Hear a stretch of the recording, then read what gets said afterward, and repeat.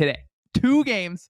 There's 3 games left in the entire NFL season, and one of them, we are lucky enough that it's Bills Chiefs. I want to do a discussion on the Bills offense versus the Chiefs defense first. Of course, these teams played early in the season where the Bills won that game. I think in game 1, the Bills double team rate on Chris Jones, it was high, as it should be for pretty much every single game. But then when he's not double teamed, he's able to get a bunch of pressures. Josh Allen had that scramble towards the end of the game on that 4th down, that touchdown to really kind of end that. And he was the leading rusher in the game. I'm really interested to see in this one how much they're going to lean into Allen in terms of rushing. I think that the Bills continue to want to force you to get heavy inside where they're comfortable throwing on the outside. There were examples in that game against the Chiefs where you're taking a bunch of those outside one-on-ones. And of course, we'll talk about from the Chiefs defensive perspective, having both your cornerbacks healthy is a really big deal and changes things for your defense. I've been really impressed with the Bills in terms of how they've been limiting turnovers where, I mean, Tej, we talk about this all the time. I'm not necessarily like, oh, you want to like take the air out of the game type team.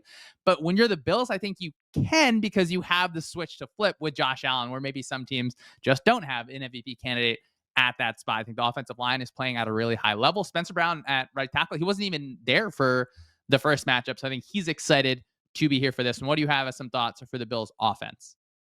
Yeah, I mean, I think that when you look at the Bills offense, like it was very interesting spot for them last game where they were able to beat a very good team in the Baltimore Ravens with Josh Allen not being Superman. And a lot of that was self-inflicted wounds from the Ravens with some of the turnovers that they had. But for the Bills offense to have as much success, especially in the first half, as they did without Allen having to play a 90th percentile EPA per play game was very promising for the Bills. Now, going into this game, he might have to play at that level to beat the Chiefs in Arrowhead. And you look at the first game, and it really revolved around Josh Allen, where he ended up with a 0.3 EPA per play, which is 80th percentile.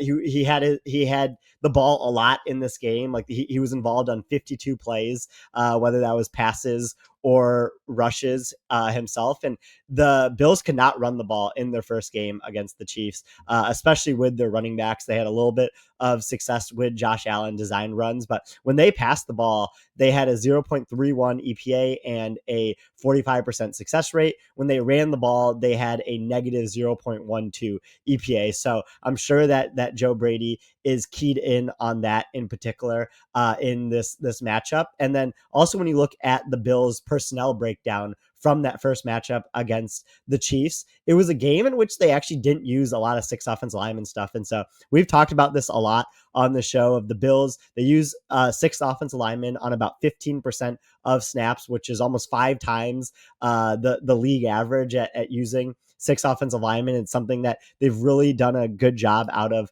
this year. But in their first game, they were almost always in 11 personnel, and they had a lot of success out of having the 4 receivers out there. When they went into heavier personnel groupings, they had no success, basically. Like 13 personnel, when they ran 8 times with a 25% success rate, 22 personnel putting their fullback out on the field with the 2 tight ends. They ran 5 times with a 20% success rate, and then 21 personnel they ran 3 times with a 0% success rate. So I'm sure that's something that they're also thinking about this week as well, is how can they do better out of some of their heavier formations or heavier personnel groupings against the Chiefs defense. The matchup's so interesting because you can look at both these offenses and say, oh, like they're at times they're trying to get heavier, at times they're just trying to be an efficient run game. But when you just have the Patrick Mahomes and the Josh Allen button, that just introduces such a fun element where, I mean, even that first game, Khalil Shakir had a lot of yards after the catch. So you're finding different ways for Joe Brady to manufacture some of those situations. I think how many snaps we see of McDuffie versus Khalil Shakir, that will be something I think to monitor, where the Chiefs are able to bring Watson back at cornerback, be healthy. You just feel more confident in your coverage unit overall. So I think that will be a lot of fun to monitor. Tage, let's talk about the Chiefs defense here. Did you have any numbers on how they did against 6 offensive linemen sets this season? Yeah, so Chiefs defense was about league average when it came to playing against 6 offensive linemen sets this season. On like the aggregate in terms of EPA, like pretty good from the defensive standpoint, but they stack up about league average compared to the rest of the teams. Yeah, in the first game, the Chiefs were trying to blitz a little bit. Again, I really think it's important to mention not having Watson out on the outside. That was a big deal. They didn't have Charles Omenihu either, so that was, I think, tough. I think the Chiefs are, of course, off of a playoff game where they had such a good rush plan against the Texans offensive line. I think that may look a little bit different against the Bills. You may not be getting just as many free rushers kind of going right through the middle, just trying to break their pass protection. I'm interested to see how many situations we see with Spags kind of bumping Leo Chanel just in a different way to help deal with that run game where you want to. I guess you're on defense. You kind of have to match it in a heavy set because the Bills, like, they want to get downhill on you. They want to kind of force you into one high. Allen's obviously comfortable to take his shots on the outside. What other thoughts do you have here for our guy, Steve Spagnuolo, his playoff defense? Yeah, I mean, this is definitely going to be a tougher defense in this game than the Bills had to face in their matchup from earlier this season. Just Jalen Watson being back, the combination of playoff Spags and also like playoff Trent McDuffie has to start becoming a thing here. Like this stretch that he's had these past couple seasons, like with how well he's shutting down wide receiver ones in the playoffs has been amazing. Like I'm still on record that I thought he should have won Super Bowl MVP last year, but like even what he did last week was very impressive. And so you look back at their first game, and the Chiefs, like I said earlier, like did a really good job stopping the run.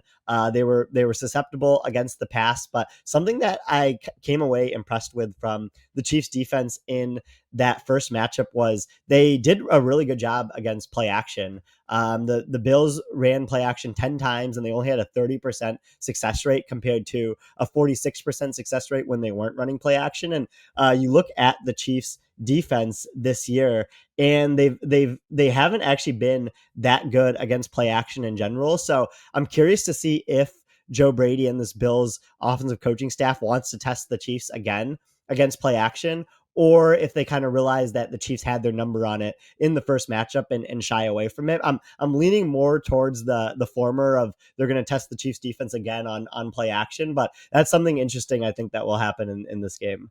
Along with play action, I think Joe Brady has done a good job this season of having running backs involved on pass concepts, whether it's you have that kind of tight bunch and then you have the running back kind of bumped out further away from the quarterback, almost like outside the tackle, further than usual, and have them release in that way.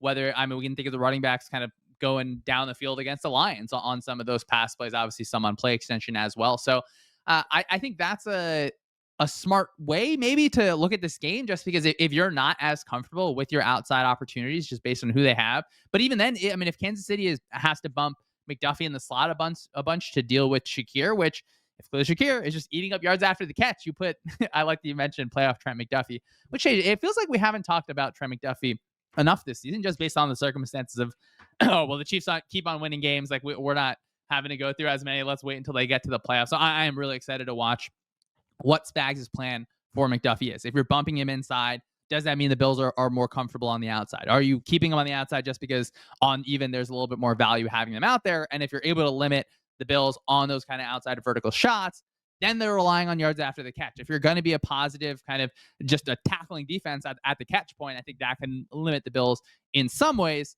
It's just hard for me to ignore the Josh Allen of it all, Tage, where I think unfortunately, like, these games, they do define the legacies more than what was going on in the regular season. I'm just excited to see him kind of what he has in this one. What do you have as a positive matchup you're thinking for the Bills offense against the Chiefs defense?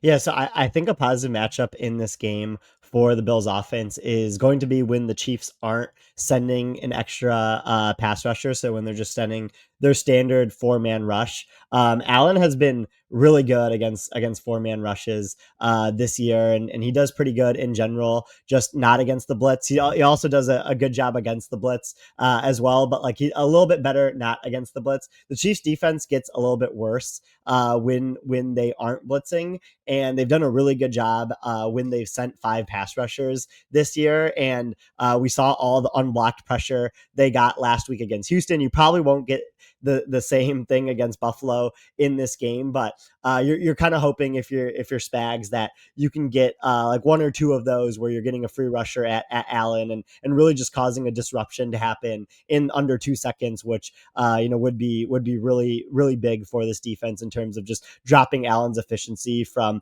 MVP level to what like a league average quarterback does when he's disrupted.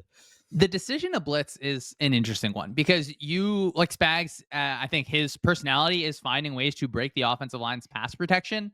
Sometimes it almost feels like you're feeling things out in the first quarter in terms of what the offense's protection plan is, and then as you get a little bit later in the second quarter, as you get to the third quarter, he knows when to press that button. So I think finding the balance between not that it's an irrational blitz or that you're being kind of overly aggressive, finding the right time to do it, finding the best look to do it, whether it's an offensive formation that you feel comfortable that they want to get into their 4x1 set.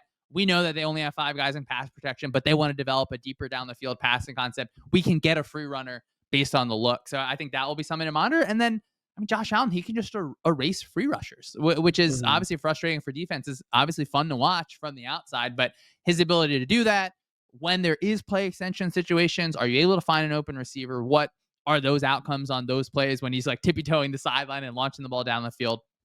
That will be something to look at. What are you feeling for a good matchup from the Chiefs defense perspective?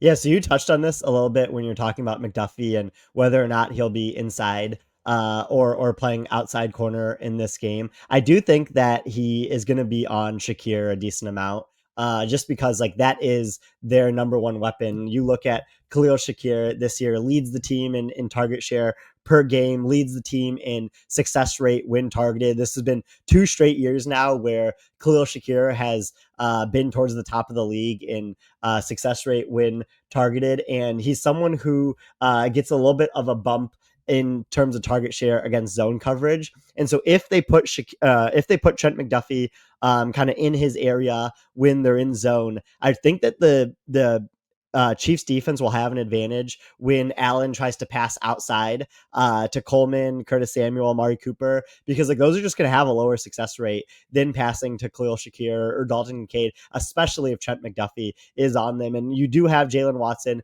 back in this matchup. He got a game under his belt last week, so I do think that will also help in terms of the Chiefs' ability to stop some of these outside passes that Allen might have to attempt if McDuffie's doing a good job on Shakir, like we would expect. And the Bills were able to complete some of those on the outside in that first matchup. I assume that it's going to be a bounce back for the Chiefs in that manner. I think that will be a good situation. I think the Chiefs are probably comfortable having Chris Jones over that right guard spot in pass rushing. I think the Chiefs are having Chris Jones in any spot over any offensive lineman just because it's so hard to be able to block him. I also, I mean, both of us love this when you get the snaps of Chris Jones going over the tackles like that. That's always fun to kind of look at. This game, I think, is going to be really fun because you know how much I love both, or I like at least how both of the tackles for the Bills have played. So the offensive line as a whole, just versus the Chiefs passers, I think that's going to be a lot of fun to monitor. I think there's so many things I think to get excited about this matchup. TJ, any other thoughts on this side of the ball? Yeah, I mean, I'm really excited for this side of the ball because we've seen so many like iterations of it in the playoffs. We've seen it with Allen where he's been in a lot of these offenses, especially with Stephon Diggs, that like really high average at the target, like really going to push the ball downfield, and you saw kind of the Chiefs defenses counter to that, and now you have a completely different version of this Bills offense where they're going to get into heavier personnel. They are going to throw shorter and rely more on yards after catch. And you have this Chiefs defense that is playing pretty well and was at about a league average level at the end of the season, but has definitely bumped up with just health and general playoff bump that we usually see from them. So it's going to be a really fun matchup just from that perspective. Let's talk about the Chiefs offense against the Bills defense. For the Chiefs offense in that first game, you get 2 Patrick Mahomes interceptions. I thought he threw well off of play action. He was pressured. I think it was close to 40% of his dropbacks, where Buffalo was able to have success only rushing 4. Isaiah Pacheco was out in that game. It was kind of in the middle of the Chiefs. Like we're a super efficient but not explosive run game, and kind of how they've had that personality for a lot of games this season. I think that banking on two Patrick Mahomes interceptions is a hard thing to bank on. I think that if the Bills are actually able to consistently generate that pass rush with four, you get some examples of, you're rushing with four. That fifth person is kind of a spy when you're breaking the pocket and you feel Mahomes is going to one direction. I think seeing and feeling how the Buffalo pass rush is going to be a really big thing early on in this game. What do you have as some thoughts for the Chiefs offense? Yeah, so you look back at that first matchup, and the Chiefs had an 87th percentile success rate, but a 67th percentile EPA per play. So it fit exactly in that description you laid out of high success rate, a little bit lower EPA per play because they didn't generate a ton of explosives. And I do think that we're going to see a little bit more of an explosive offense in this game, just because of some of the players that are available, like Hollywood Brown being back in this game, Xavier Worthy's extension over the back half of the season, and then Travis Kelce kind of turning back the clock a little bit, when it comes to playoff time. But we're still going to see a lot of throws that are just like shorter throws from the Chiefs, getting yards after the catch. In this first game in particular, he had a 27th percentile average depth of target. I would expect that we see something similar just because that's the Chiefs offense that we've become accustomed to as of late. And then we're also probably going to see a decent amount of 12 and 13 personnel, especially short yardage, especially red zone. I'm sure Andy Reid has some pretty creative plays in the red zone that we're going to see in this game. In the first matchup in particular, the Chiefs did a really good job off of play action. Like you mentioned, they, out of their 35 passes, they ran play action 10 times. They had a 60% success rate, a 0.36 EPA, and that dropped down to 0.08 EPA on non-play action passes. So that's something I'm sure that Andy Reid will lean into from a play calling standpoint in this game.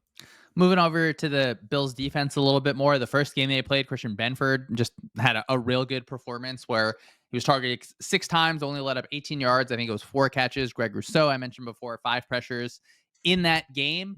I'm curious just what their comfort for a little bit of man coverage in this game would be. You obviously have to deal with the middle of the field, where I thought Azeez Al-Shaair had a little bit of a rough day for Houston. Some based on the call, some based on situations and how things were moving. For the Texans against Travis Kelce, as you mentioned, we get playoff Travis just making plays out there. I think that's fun to see. That's exciting, but you just have to is it your kind of usual like zone coverage? Are you moving it in a little bit of a way? Are you having a safety drop down into that middle of the field area? So now you're dealing with Kelce from a little bit of depth. The issue is he is so good at feeling out the area. And like if you try and diagram their plays, sometimes it gets a little bit frustrating just because it's like, wait, like he is actually, not that he's doing whatever he wants, but they clearly have a comfort between Kelce and Mahomes where there is like a lot of room for kind of drawing outside the lines for them to freelance just a bit, and seeing them play so well together is a lot of fun. So I'm glad that I think we're at the point in the season now where, you do the up and down struggles a little bit of the Chiefs offense at different times. Now we're at a point where it's like, I mean, they're good, right? Like we don't have to pretend like they're not. They're performing well. Now, how much, again, I've mentioned a bunch of times, I think it can be defining in this game where the Bills are able to generate that 4-man pass rush over and over and actually finish some of those sacks where earlier in the season, maybe Mahomes didn't have the best sack avoidance. I always get hesitant on these like these one-off situations where, I mean, he could just not take a sack. Like he obviously has that talent and that ability regardless of who is in his face. In that first game, Milano was out too, so he'll be back here. I think that'll be a good one for the Bills defense as compared to that first matchup. What do you have here as some more thoughts for the Bills defense? Yeah, so because you mentioned Milano was looking at the Bills Wednesday kind of practice report right before this. I think Matt Milano was limited. I think he's dealing with some hamstring soreness. Christian Benford in concussion protocol was also limited, and then Taylor Rapp with his hip injury was not out there for practice. So just note, like making note of those injuries for the Bills coming into this game. I think like the Bills defense right now, like they're an okay defense. They're 19th in success rate allowed, 20th in sack rate. They do a really good job against like 21 personnel, but like the Chiefs don't use that often. They're not top 10 against 11, 12, or 13 personnel. So the most common types of personnel they'll see, especially against the Chiefs, like they haven't been that great against it. But I think when you are the Bills defense, like Rousseau is really good, like you mentioned. Like he has the ability to continually just beat offensive tackles and create disruptions for the quarterback. So that's something that you're banking on if you're the Bills in this game, as well as like how they prepare for the middle of the field defense, which we'll talk about here in a little bit. I mean, you're out here with all these injury reports, right? You got Milano, as you mentioned, limited. I think Benford's still in the concussion protocol. Taylor Rapp didn't practice. Those are all things that are really important to monitor. Whereas you mentioned, whatever you think about the Bills defense, maybe if you look at all 4 units in this game between the two teams' offenses and defenses, maybe the Bills defense is the 4th rank in that spot. So when you're starting to pull more pieces away, I know you wouldn't object if it's a game where it's like a 38-35 type situation as opposed to this defensive slugfest where we got 4-man pass rushes creating a bunch of pressure. What are you looking at as a positive matchup for the Chiefs offense? Yeah, so positive matchup for the Chiefs offense is middle of the field passing, where the Bills have just been eaten alive there for most of the season. Like they've been like a fine defense, nothing crazy, but like they really have struggled against passes over the middle of the field, and that's where Travis Kelce does most of his work is in the middle of the field. We saw that last game against the Texans where he was able to catch a lot of passes over the middle of the field. The Chiefs were very efficient when passing in that area, and it led to a lot of yards after catch. So I would definitely expect the Chiefs to target that area like 7, 8, 9 times in this game and really just try to generate yards after catch on that. And Kelce definitely looks good enough to be able to do that. I was trying to think of like the kind of like the equivalent for us when it comes to like Travis Kelce turning back the clock a little bit in the playoffs. Like I think for you, it's like the people you play pickleball with, like you got to start letting them know, like, hey, if Travis Kelce can do this in the playoffs, like you guys can play like a little bit younger, like you can move a little bit more around the court. Tage, I mean, who am I to look? First of all, these people that have been playing pickleball for years and years and years. I mean, I don't think I played in like 6 months, but like your dad, I mean, dude's a killer. Like it's too hard to deal with that, and it's almost. I mean, it's like, look, as you get later in your life, like my dad, I think he's really good at it. I mean, the people in our lives that you've been playing ping pong growing up, Tage, you're of course a Mhm. tennis star. I mean, that's not me. I'm not a racket sports guy. That's a difficult. It's a difficult thing. It's different, So you got to find your ways to have your equivalent of throwing over the middle of the field. If anything, I need that more than some of these older than us. Certainly, people that are just constantly hitting these winners. I think the winner for the Chiefs, as you mentioned, it's got to be that middle of the field passing. Like I would love to see Mahomes continue to push things on the outside. You imagine the Bills are going to have different ways to roll to cover 2 just in situations where they're concerned about cornerbacks on the outside. Of course, getting beat with some vertical passes. But, again, what are your answers in the middle of the field as a defense? That's really what I'm curious about. Whether it's, again, like, do I love the idea of playing a bunch of man coverage against Mahomes? Certainly not. But sometimes where you're having a safety roll away from Kelce, or you can find ways to kind of naturally bracket him within the coverage. Because I guess, right, if you want someone to beat you, make someone else than Kelce beat you. He's obviously at a different point in his career, but clearly still play so well. Tage, I've talked about the pass rush a bunch for the Bills already. Is that your best matchup, or kind of where you're liking it for the defense?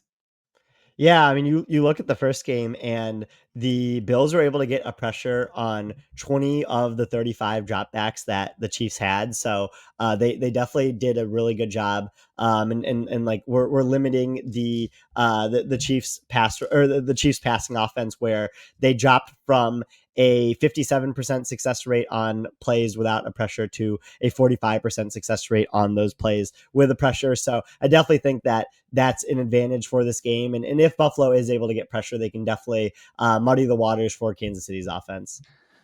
Tej, I love talking about these games, specifically at this point in the season, because you can do like all the film stuff, you can do all the analytic stuff.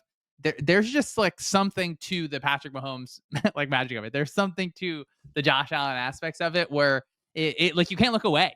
There could be something that Mhm. great that's going to happen on a play, or you can have some situations where you get a play extension and it ends up in an interception. So I think monitoring those huge splash plays is going to be almost as fun as some of the more nitty gritty